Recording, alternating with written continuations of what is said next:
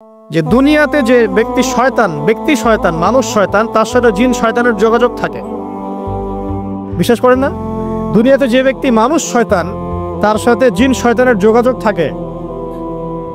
একটা হাদিসে এমনও পড়েছিলাম আমরা স্টুডেন্ট লাইফে, আল্লাহ রাব্বুল আলামিন যখন কোন আদেশ নাজিল করেন তখন ফেরেশতারা সেটা নিয়ে ডিসকাস করতে থাকেন আসমানে, এবং জিন জাতি প্রথম আসমানের কিনারা পর্যন্ত পৌঁছে যায় এবং সেখানে গিয়ে কানে শ্রবণ করার চেষ্টা করে কি নিয়ে আলোচনা করা হচ্ছে।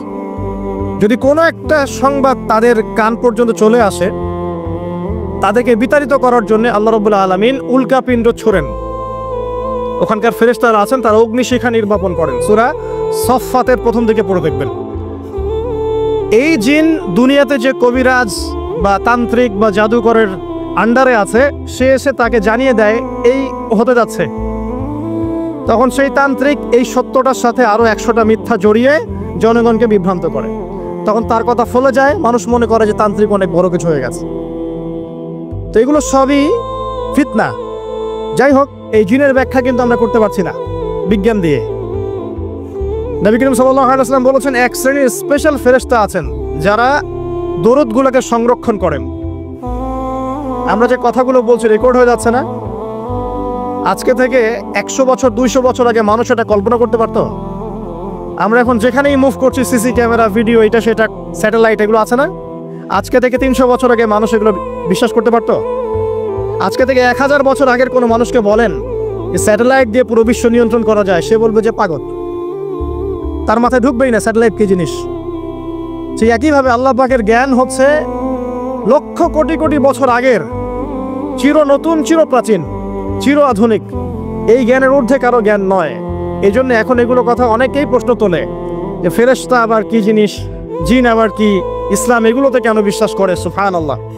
মানে তাদের বক্তব্য হচ্ছে ল্যাবরেটরিতে যেটা প্রমাণ করা যাবে না সেটার অস্তিত্ব নাই। প্রত্যেকটা বস্তুকে হয় কঠিন হতে হবে, না হলে তরল, না হলে বায়বীয়, এর বাইরে কিচ্ছু নাই। আসলে কি তাই? তো সবকিছুকে বিজ্ঞান দিয়ে ব্যাখ্যা করতে হবে জরুরি না। এর ঊর্ধ্বে অনেক কিছু আছে। এর জ্ঞান, এর শেষ সীমা থেকে আল্লাহ পাকের জ্ঞান শুরু হয়। অতএব এটাকেই চূড়ান্ত জ্ঞানের মানদণ্ড মনে করার কোনো কারণ নাই। আমাদের মধ্যে একটা শিরকি আকীদা ঢুকে গেছে এখন। এটা একটা শিরকি আকীদা। সেটা হচ্ছে যে কোনো বিষয় যদি বৈজ্ঞানিকভাবে প্রমাণিত না হয়, কোরআন সুন্নাহয় থাকলেও মনে করি এটার অস্তিত্ব নাই। এটা আমাদের সাইকোলজিক্যাল সমস্যা। এখন এই জেনারেশনের বেশি সমস্যা, কারণ তারা পড়াশোনা করতে করতে মনে করছে সব কিছুকেই বিজ্ঞান দিয়ে প্রমাণ করতে হবে। তুমি তো তোমার আত্মাকেই প্রমাণ করতে পারবে না। একটা মানুষ হাঁটছে রাস্তা দিয়ে, পড়ে গেল, ডেড, এরকম হচ্ছে না? তাহলে কি এমন ছিল তার দেহের মধ্যে, বের হয়ে চলে গেল, সে ডেড? বলবে হৃদযন্ত্রের ক্রিয়া বন্ধ হয়ে মারা গেছে। তা ক্রিয়াটা বন্ধ হলো কিভাবে? কে হুকুম করলো? কার আদেশে বন্ধ হলো? কে নিয়ে গেল রূহটা, আত্মাটা? তো এগুলো তো ব্যাখ্যা করতে পারবে না। সো এই কনসেপ্ট থেকে বের হয়ে আসতে হবে যে প্রত্যেকটা বিষয় বিজ্ঞান দিয়ে প্রমাণ হলে পরেই বিশ্বাস করবো, না হলে করবো না। এটা ঠিক নয়। কোরআন এবং সুন্নাহ যা আছে এটা চূড়ান্ত। এর বাইরে যা আছে এটা যদি কোরআন সুন্নাহর সাথে মিলে যায় আমরা গ্রহণ করবো, কোনো সমস্যা নেই। কিন্তু না মিললে আমরা কোশ্চিন কালো সেটা মানতে রাজি নই।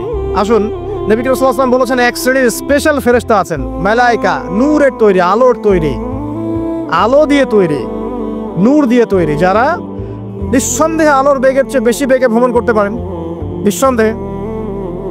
আচ্ছা, তো তারা স্পেশালি এই দরুদগুলোকে সংগ্রহ করেন। দরুদ এবং সালাম এটাকে সংগ্রহ করেন, করে নবী সাল্লাল্লাহু আলাইহি ওয়াসাল্লাম পর্যন্ত পৌঁছে দেন। এরপর আল্লাহ রাব্বুল আলামিন, আল্লাহ সুবহানাহু ওয়া তাআলার ইচ্ছায় নবী করিম সাল্লাল্লাহু আলাইহি ওয়াসাল্লাম এর জবাব দিয়ে থাকেন। একটু চিন্তা করেন যে আপনি মনে করেন আল্লাহ রাসূল সাল্লাল্লাহু আলাইহি ওয়াসাল্লামের দরজায় দাঁড়িয়ে আছেন, কথার কথা মনে করেন যে তিনি জীবিত আছেন, কথার কথা। আপনি তার বাড়ি চেনেন, তার বাসায় গেলেন, গিয়ে নক করলেন, গিয়ে নক করে বললেন আসসালামু আলাইকুম।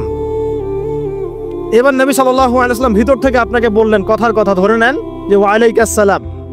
এর অর্থ কি? ওয়া আলাইকুম আসসালাম অর্থ কি? আপনার উপরেও শান্তি বর্ষিত হোক। আচ্ছা, আবার মনে করেন আপনি বাসার ভিতরে আছেন, আপনার বাসায় নবীজি এসেছেন সাল্লাল্লাহু আলাইহি ওয়াসাল্লাম, কথার কথা। এবার তিনি আপনার দরজায় নক করছেন, নক করে বলছেন আসসালামু আলাইক, তোমার উপর শান্তি বর্ষিত হোক। তো নবী সাল্লাল্লাহু আলাইহি ওয়াসাল্লামের এই যে দোয়া, তোমার উপরে শান্তি বর্ষিত হোক, এটা যে যত বেশি পাবে তার জীবনটা তত সুন্দর হবে না? অতএব যে ব্যক্তি যত বেশি দরুদ পাঠ করবে, যত বেশি সালাত প্রদান করবে নবী সাল্লাল্লাহু আলাইহি ওয়াসাল্লামকে, ইনশাআল্লাহ তাআলা সে সচ্ছল হবে, টেনশন ফ্রি থাকবে, সুখে শান্তিতে পৃথিবীতে বসবাস করবে ইনশাআল্লাহ। আর সুখ বলতে আমি শুধুমাত্র চাকচিক্য বোঝাচ্ছি না, বাড়ি গাড়ি স্ট্যাটাস বোঝাচ্ছি না। সুখী হওয়ার জন্য টাকা যথেষ্ট না। অনেক সময় দেখবেন কোটিপতি মানুষ সুখী নয়, একজন ভ্যান চালক সুখী। সুখ টাকা দিয়ে কেনা যায়?